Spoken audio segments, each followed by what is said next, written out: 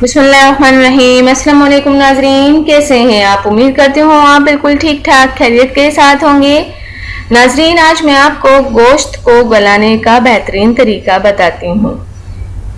गोश्त अल्लाह ताला की नेमत है और ईद कुर्बान का तोहफा है।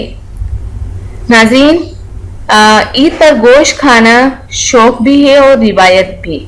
इसको मद्देनजर रखते हुए आज हमने ये वीडियो बनाई है जिसमें आपको गोश्त को ज़्यादा अरसा तक महफूज रखने और गोश्त को गलाने के आसान और घरेलू टोटके बताए हैं। गोश्त को महफूज रखने का आसान घरेलू तरीका ये है कि अगर महीनों आपको गोश्त को महफूज रखना हो तो गोश्त में थोड़ा सा ज़्यादा नमक डालकर चूल्हे पर चढ़ा दें। जब पानी खुश्क हो जाए तो एक मर्तबान में तेल लेकर इसमें गोश्त को डिबो दें। जब गोश्त ठंडा हो जाए तो मर्तबान का ढक्कन मजबूती से बंद कर दें। ये गोश्त महीनों तक खराब नहीं होगा नाजरीन।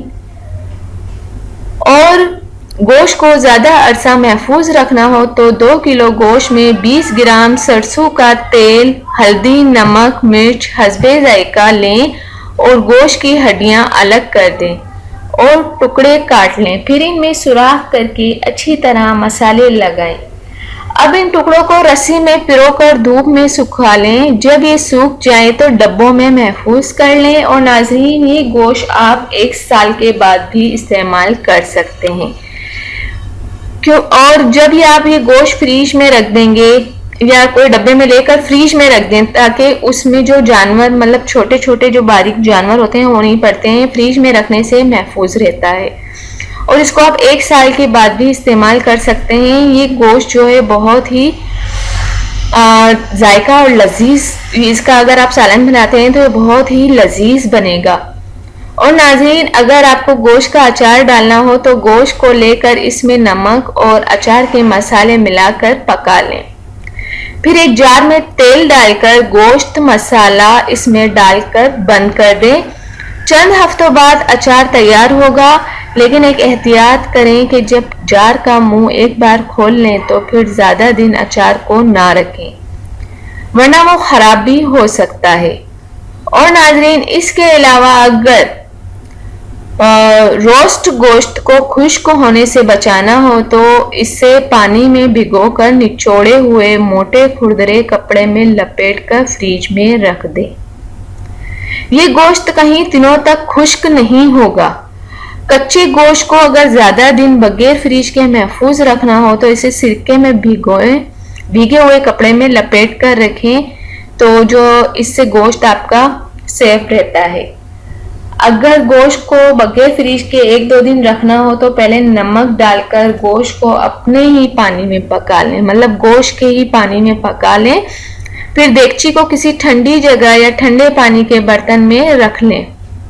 अगर गोश्त में हल्की सी बू आ रही हो तो पानी मिले सिरके में भिगो दें। 15 मिनट बाद पानी निकाल कर पका लें। इंशाअल्लाह ताला इसकी जो बदबू होती है वो ख़त्म हो जाएगी। और नाजरीन, गोश्त को गलाने के आसान और घरेलू टोटके ये हैं कि अगर गोश्त जल्दी ना गल रहा हो तो हांडी में कच्चा पपीता, कच्ची इंजीर डाल दें। गोश्त जो है वो जल्दी गल जाएगा। सख्त जो गोश्त है पकाने से कबल अगर 1-2 घंटे पहले इसमें छालिया के 2 मोटे टुकड़े या इंजीर रख दें तो भी ये जल्दी पक जाता है। और नाजरीन, इसके अलावा अगर सख्त गोश्त जल्दी गलाना हो तो गोश्त में अगर आप गुड़ भी डाल दें तो वो भी अच्छा रहेगा, या अदरक या सिरका डालने से भी गोश्त जल्दी गल जाता है। अगर आप गोश्त को अरक बोटियों में रखना चाहते हो तो सालन पकाते वक्त गोश्त में गर्म पानी डालें क्योंकि ठंडे पानी से अरक पानी में आ जाता है। और नाजरीन, ये बहुत ही अच्छी टिप्स मैंने आपको बताई हैं गोश्त को गलाने की, गोश्त को महफूज करने की और बगैर फ्रीज के गोश्त को रखने के मैंने आपको जो तरीके बताए हैं उम्मीद करती हूँ आपको पसंद आएंगे और आप इस पर ज़रूर अमल भी करेंगे। जाने से पहले सिर्फ इतना ही कहूँगी, मेरे चैनल को ज़रूर सब्सक्राइब कर दिया करें और मेरी वीडियोज़ को दूसरों तक ज़रूर शेयर कर दिया करें। थैंक यू, अल्लाह हाफिज़। मिलता है नेक्स्ट वीडियो में और वो भी आपकी पसंद की वीडियो के